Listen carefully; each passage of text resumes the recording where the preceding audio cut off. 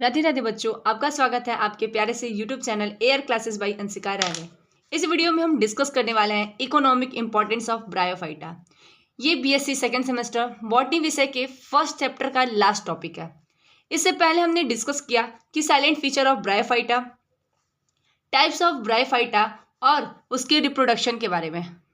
जब हम ये सब पढ़ रहे थे तो हमारे मन में ये सवाल उठा कि आखिर में हम ब्रायोफाइटा के बारे में क्यों जानते हैं, क्यों हम उसके बारे में पढ़ रहे हैं। ये तो उसी भांति हुआ जैसे कि हम 9th-10th में जीवन परिचय को पढ़ते थे।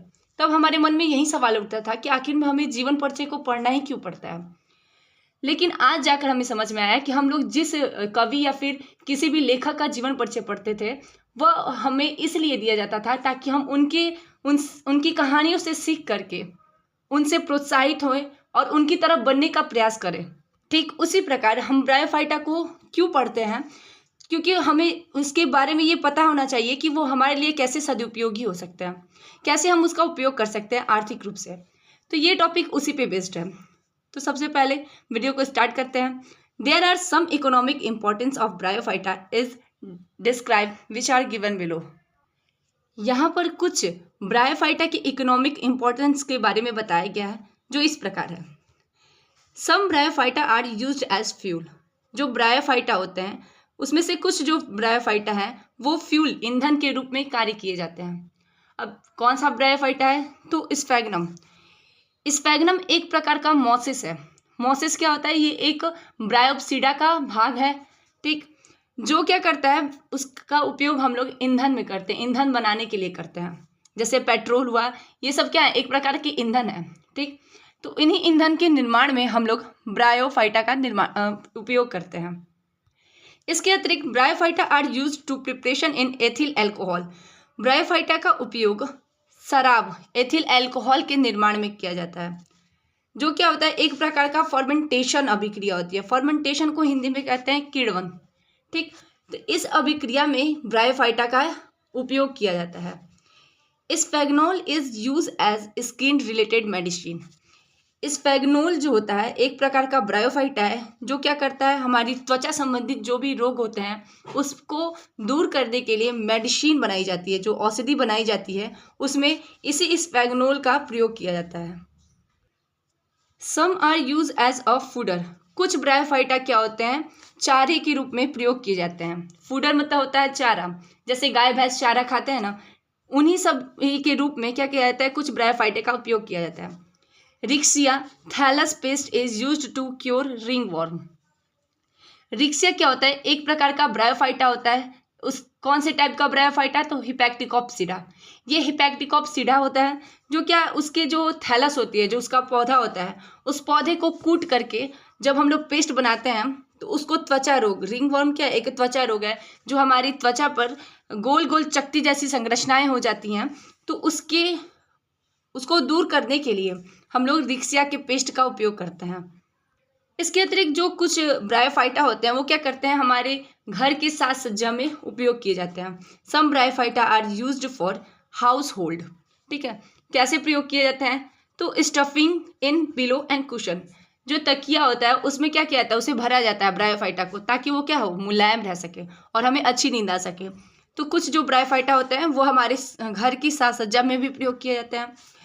Bryophyta are help in increases of soil fertility.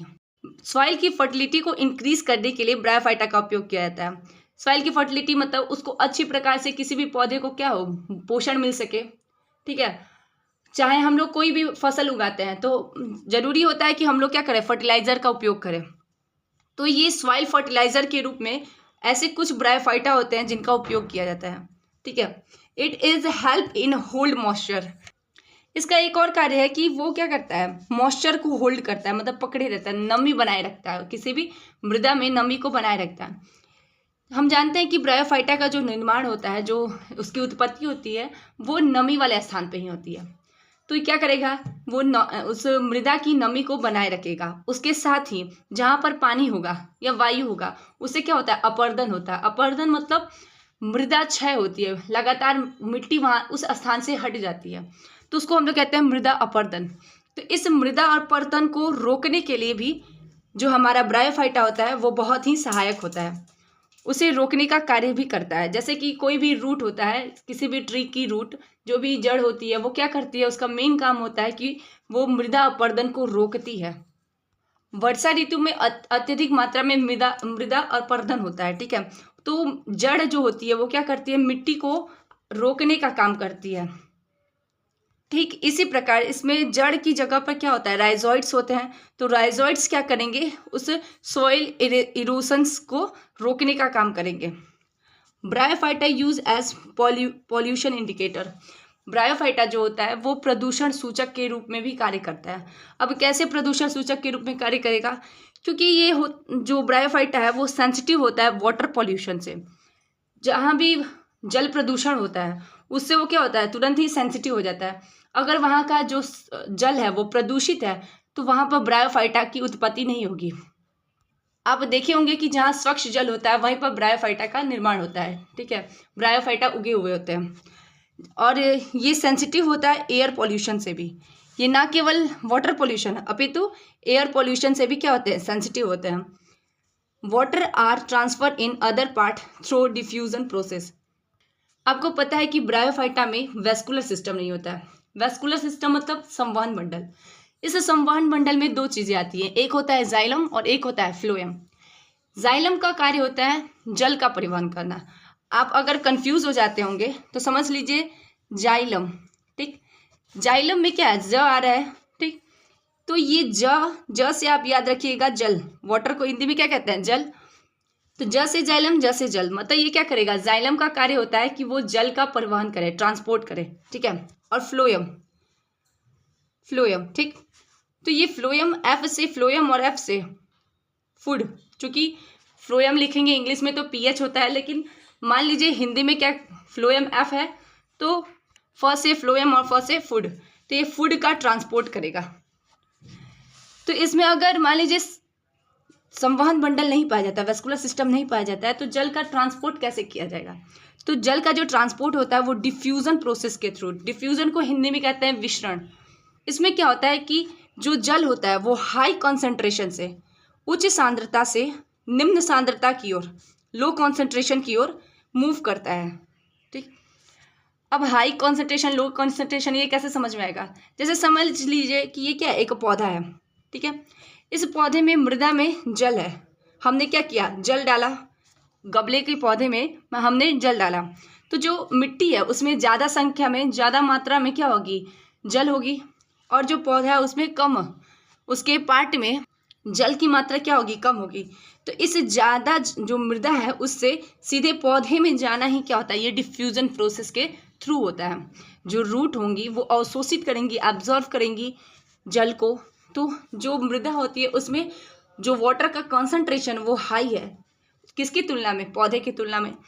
तो ये जो मृदा से सीधे पौधे में जाना जिस प्रोसेस के थ्रू होगा उसी को कहते हैं विसरण। Anthoceros plant has blue green algae. Anthoceros ये कौन से टाइप्स का है ब्रायोफाइटा के, तो ये है एंथ्रोटोटोप्सिडा, जो कि दूसरा टाइप है ब्रायोफाइटा का। तो उसी पौधे में क्या होता है, ब्लू ग्रीन एल्गी, जिसका दूसरा नाम होता है साइनोबैक्टीरिया।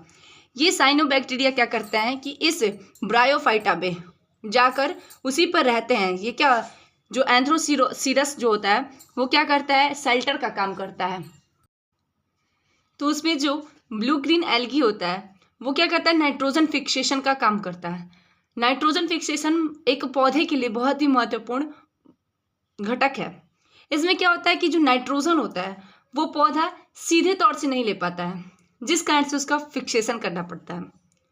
ये वीडियो आपके लिए अगर थोड़ा सा भी हेल्पफुल लगा हो तो प्लीज़ वीडियो को लाइक कीजिएगा, सब्सक्राइब कीजिएगा और कमेंट करना बिल्कुल मत भूलिएगा।